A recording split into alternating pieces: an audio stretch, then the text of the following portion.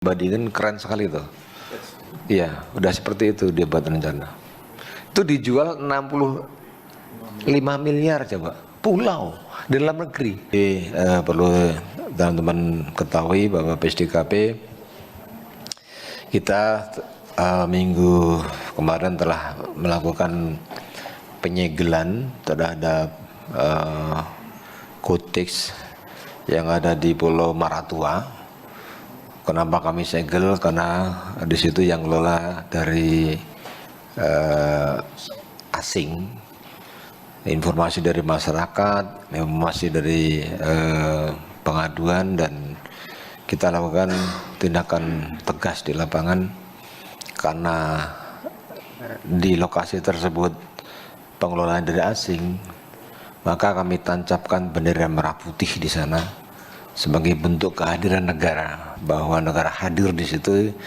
Kami semuanya tidak mau kehilangan seperti yang dulu lagi, apa yang sebadan lingkitan. Itu menjadi pembelajaran buat kita.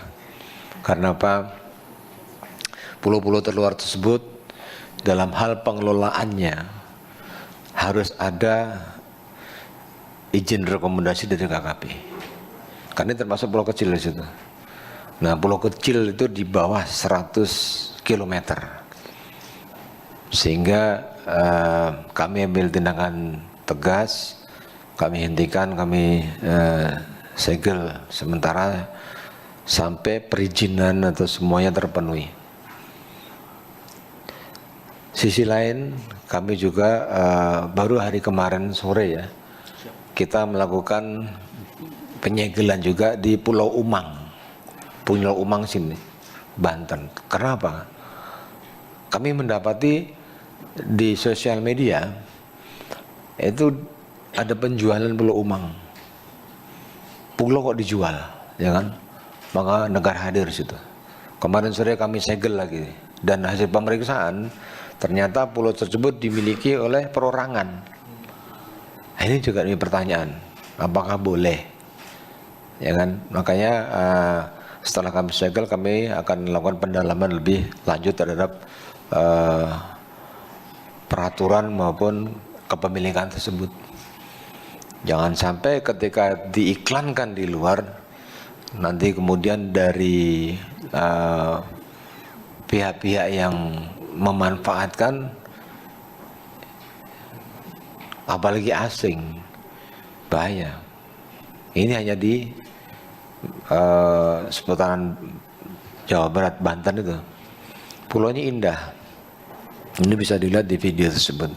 Dan kebetulan yang melakukan penyegelan Pak Sumono, kalau yang di Maratua kami hadir bersama saya. Ini video ketika kemarin di Pulau Omang siang itu kemarin. Rekan-rekan semuanya, keberhasilan ini menunjukkan bahwa komitmen KKP dalam rangka menjaga kelautan, pengelolaan sumber daya kelautan perikanan serius. Kita tidak barang bulu. Kita tidak toleransi terhadap pelanggaran-pelanggaran, apalagi pulau-pulau kecil di situ. Negara punya aturan di sini, di mana namanya pulau kecil tersebut dalam hal pengelolaannya tidak bisa semena-mena, tidak mentang-mentang punya uang bisa membangun. Ada perizinan yang harus ditahapi, yang harus dilalui oleh para pelaku tersebut. Pada tanggal 10 April kami telah mengambil tindakan tegas dengan menyegel operasional resort yang di Pulau Maratua ini tanggal 10 kemarin, dan saya pimpin langsung di Maratua tersebut di Kalimantan Timur. Pulau Maratua memiliki luas hanya 22,94 km. Jadi lebih kecil dari 100 km yang menjadi persyaratan sebagai pulau kecil. Maka ini masuk pulau kecil. Sehingga disitulah perlu adanya pengawasan. Perlu ada justru diatur. Apalagi ini di perbatasan atau dengan wilayah-wilayah negara terdekat di situ. Dan hasil pantauan kami di situ, pulau tersebut termasuk kawasan strategis nasional tertentu, masuk dari hal list tersebut. Dari hasil pengawasan lagi, kami tanya-tanya penanggung jawab pembangunan di lapangan yang memiliki asing.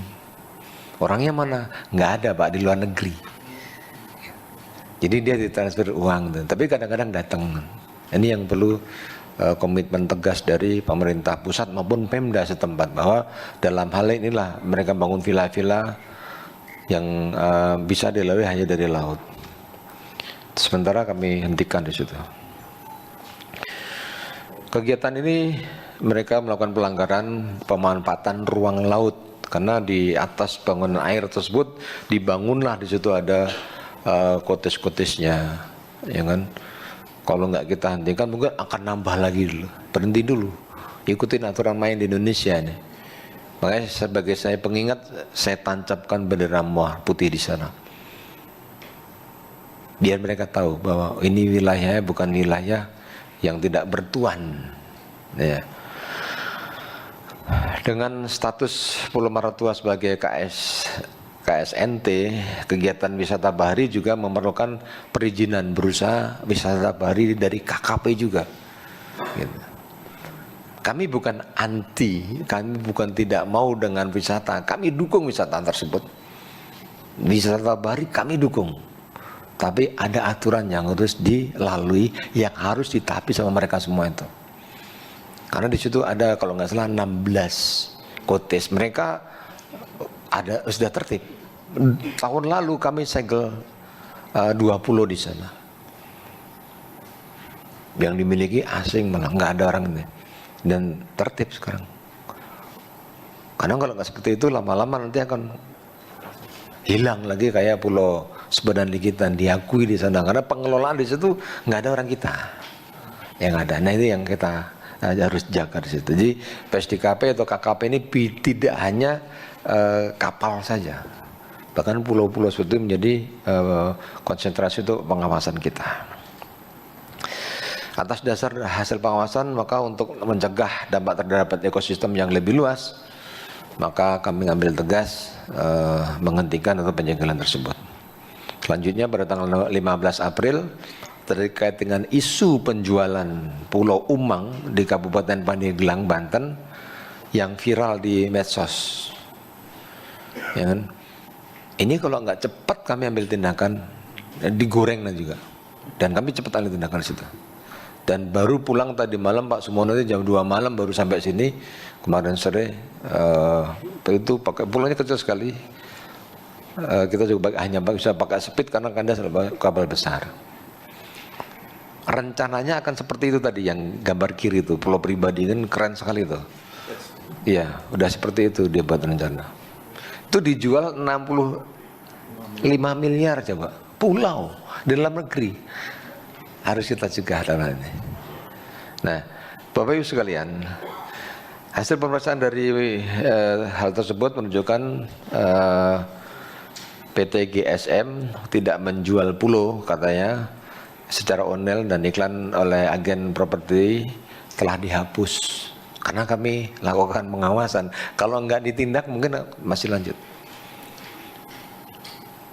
Ya, ini menjadi perhatian kita semua bahwa kami juga terima kasih sama media, sama teman-teman semua. Kami mendapatkan informasi tersebut dari media online, dari semua, maka kami bisa cepat langsung bertindak di lapangan.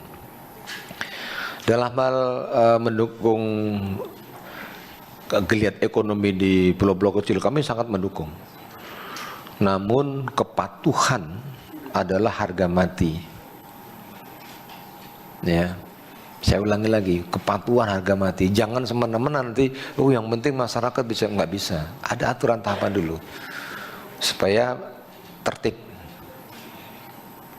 Ya, yang kami minta adalah kelola laut dengan bijak. Kelola laut dengan bijak supaya anak cucu kita di masa depan tuh masih bisa menikmati, masih bisa ini milik kita. Bapak Ibu sekalian, dalam kurun waktu 2 hari berturut-turut, tanggal 10, 11 April, bersama dengan kegiatan kami di Maratua, kapal armada kami Barakuda ya, Barakuda 01 dan Hiu 01 beroperasi di Selat Malaka. Nah, di Selat Malaka mendeteksi ada 3 kapal asing. 3 kapal asing beroperasi di wilayah kita. Kita kejar, tertangkap masih di wilayah kita. Nah, ini kapal-kapalnya PKFB 172, PKFB 1751 dan PKFB 4790. Ini menunjukkan apa? Di perbatasan tersebut, Selat Malaka nih rawan kalau nggak kita jagain. Jadi Bapak Ibu sekalian, download Tribun X sekarang, menghadirkan lokal menjadi Indonesia.